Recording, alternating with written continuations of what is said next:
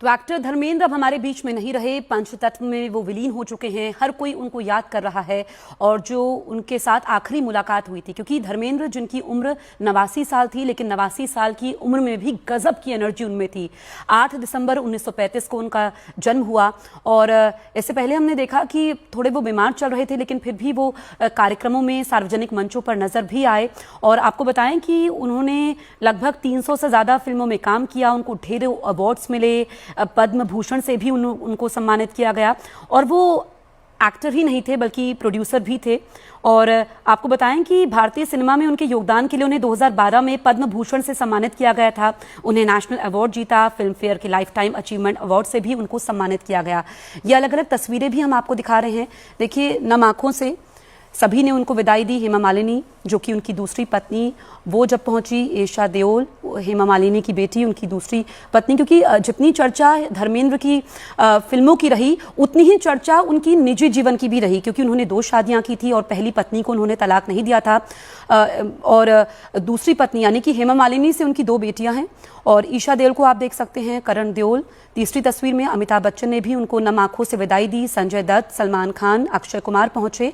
और जैसे ही धर्मेंद्र के जाने की खबर मिली, उसके बाद यहाँ पर सबको सदमा लगा और लोगों का कहना है कि एक स्वर्ण युग का अंत हो गया, क्योंकि 6 दशक तक उन्होंने काम किया और गजब की एनर्जी थी। आप देखिए उनकी जो तस्वीरें सामने आ रही है, जो उनके जीवन के अनछुए किस्से हैं, जो हमने लोगों से बातचीत की है, उनके साथी कलाकारों से बातचीत की है, जिनको उनके साथ काम करने का मौका मिला, क्योंकि वो पंजाब से आए, एक छोटे से गाँव से आए और उसके बाद उन्होंने माया नगरी में किस्मत आजमाई। और उसके बाद जो लोग टैलेंट से, यानी जिनके पास टैलेंट था, जो लोग स्ट्रगल करके फिल्म इंडस्ट्री में आते थे, उनको धर्मेंद्र काफ़ी पसंद करते थे। और कुछ देर पहले हमारी सहयोगी रूबिका लियाकत ने आशा पारेख से खास बातचीत की। आप सुनिए उन्होंने धर्मेंद्र को लेकर क्या कुछ कहा। जैसे कई बार मतलब बैठे बैठे वो खेल रहे होते ताश, तो वो कहते थे मैं इसलिए खेल रहा हूँ कि ये लोग जीत जाए और मेरा टाइम पास हो जाए। तो ऐसे ये छोटी छोटी हरकतें वो करते थे तो बहुत अच्छा लगता था।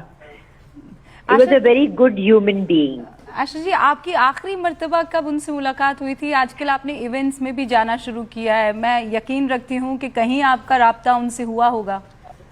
हाँ जी बिल्कुल, हमने एक रियलिटी शो किया था, तो 1 नहीं 2 किए थे और उस वक्त उनसे मुलाकात हुई थी।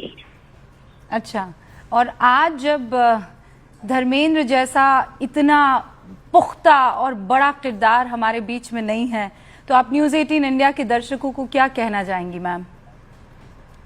बहुत आज दुख भरा दिन है। ऐसे लगता है कि एक बहुत बड़ी हस्ती हमारी इंडस्ट्री से चली गई। दुख हो रहा है, बहुत दुख हो रहा है। तो आपने आशा पारेख को सुना, हर किसी को दुख हो रहा है, याद कर रहे हैं धर्मेंद्र को, जिस तरीके से वो लोगों को पसंद करते थे और बहुत ही नम्र स्वभाव के थे। क्योंकि जितना एनर्जी लेवल हमने देखा कि चाहे हम ऑन स्क्रीन की बात करें, लेकिन उनकी अगर हम निजी ज़िंदगी की बात करें, जिसकी हमने चर्चा की कि काफ़ी निजी ज़िंदगी को लेकर के भी वो सुर्खियों में रहे।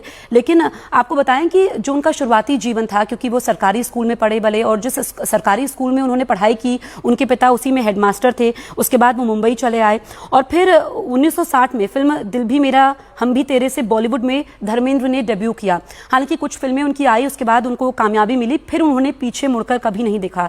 आपको बताएं कि 70 के दशक में मिला स्टारडम, हेमा मालिनी संग बनी हिट जोड़ी। और धर्मेंद्र ने करियर के शुरुआती 10 सालों में खुद को उम्दा अभिनेता के तौर पर बॉलीवुड में स्थापित किया और हर किसी की जुबान में धर्मेंद्र का नाम था। क्योंकि रोमांटिक फिल्मों की अगर हम बात करें, कॉमेडी फिल्मों में भी उन्होंने काम किया और हर किसी को दिल को छू लिया। ऐसे बहुत कम अभिनेता होते हैं जो हर किरदार को बखूबी निभाते हैं और हर किरदार में फिट बैठते हैं। उनको हीमैन कहा जाता था।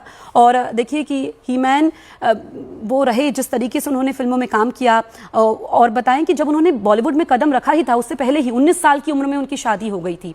प्रकाश कौर से उनकी शादी हुई, जिससे उनके 2 बेटे यहाँ पर बॉबी देओल और सनी देओल है, जिनके साथ उनकी तस्वीर भी हम आपको दिखा रहे हैं। और उन्होंने दोनों परिवारों में, यानी कि उनकी 2 शादियां हुई, सामंजस्य बिठाया और दोनों परिवारों को कैसे उन्होंने बैलेंस रखा और इसके बारे में कभी भी उनके परिवार ने उनकी 2 शादियों को लेकर सार्वजनिक मंच पर कुछ नहीं कहा। आपको बताएं कि 60 के दशक में वो कदम रखते हैं बॉलीवुड में, 70 के दशक में जो है वो काफ़ी फिल्मों में उनको जब उन्होंने काम किया तो उनको स्टारडम हासिल हो चुका था और इस दशक में वो सबसे ज़्यादा हेमा मालिनी के साथ फिल्मों में नजर आए। फिर उसके बाद उनकी हेमा मालिनी से शादी हो जाती है। परेश रावल से अब से कुछ देर पहले हमने बातचीत की, उन्होंने धर्मेंद्र को लेकर क्या कुछ कहा वो आप सुनिए।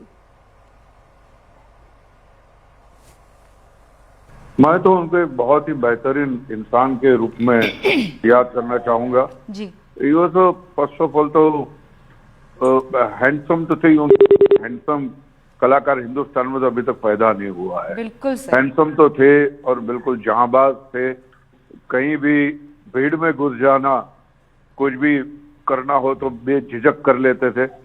बट वो इंसान बहुत अच्छे। तो मुझे ताजुब इस बात का लगता है कि इतने साल इंडस्ट्री में रहने के बाद, कुछ वाकई फेक लोगों के, खोखले लोगों के साथ रहने के बाद भी उनकी अंदर का इंसान जिंदा था, आखिर तक जिंदा था।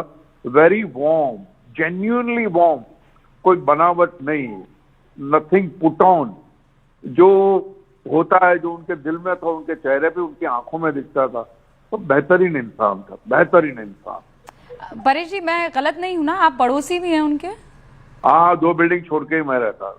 अच्छा, तो ऐसे कभी राब्ता हो जाता था? नीचे चलना फिरना मुझे लगता है वो मुश्किल होगा, क्योंकि नहीं चलना फिरना तो, लेकिन गाड़ी में जब जाते थे हाँ। और मैं बिल्डिंग के बाहर निकल रहा हूँ तो हाय हेलो हो जाता, मैंने हाथ हिला के करते थे। हाँ।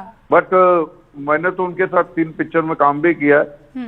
एक तो डकैत पिक्चर जो थी उसमें था, हथियार नाम की पिक्चर में था, और मेरे ख्याल से सोने पे खतरों के खिलाड़ी नाम की एक पिक्चर थी। हाँ। उनमें उनके साथ था मैं। परेश साहब बताइए ना, ये जो डायलॉग वगैरह मिलते थे तो उनके डायलॉग कहने का, पढ़ने का अंदाज बड़ा अलग होता था। तो वो जो लिखा जाता था, स्क्रिप्ट होती थी, उसे रटते थे कि नहीं ऑन स्टेज वो एकदम इम्प्रोवाइज कर जाते थे? कभी कभी इम्प्रोवाइज कर जाते थे। हाँ। बट इतना मीठा करते थे कि किसी को कोई एतराज नहीं होता था। वरना जो कभी कभी जेपी दत्ता साहब जैसे डायरेक्टर है, या ऋषिदा जैसे डायरेक्टर है, हाँ। या रमेश सिप्पी जैसे डायरेक्टर हैं, तो वो तो बिल्कुल ऐसा उनको कोई वो नहीं था कि भैया मैं ये न करूँ। बट कभी कभी मस्ती में है तो इम्प्रोवाइज करते थे, बड़ा खूबसूरत इम्प्रोवाइज करते थे, मीठापन और निखर के आता था। तो देखिए, अपने बेहतरीन अभिनय से 6 दशक तक उन्होंने हर देशवासी के दिल को छुआ और उनका जाना भारतीय सिनेमा जगत के लिए अपूर्णीय क्षति है। एक सामान्य परिवार से आकर उन्होंने फिल्म इंडस्ट्री में अपनी जगह बनाई और कभी पीछे मुड़कर नहीं देखा। धर्मेंद्र उन चुनिंदा अभिनेताओं में से एक थे जिन्होंने जिस किरदार को छुआ वो जीवंत बना दिया और अपनी इसी कला के माध्यम से उन्होंने हर आयु वर्ग के करोड़ों दर्शकों का दिल भी जीता। वो अपने अभिनय की वजह से हमारे बीच में हमेशा रहेंगे। और आपको बताएं कि वो अपने जीवन के आखिरी समय तक, क्योंकि 89 साल उनकी उम्र थी और वो काम कर रहे थे, यानी कि जो उनका काम, वो कहते थे कि वो काम करते रहना चाहते थे। यही वजह थी कि अब 8 दिसंबर को 90 साल के हो जाते अगर वो होते, लेकिन वो आखिरी समय तक भी काम कर रहे थे और उनकी फिल्म भी एक रिलीज होगी।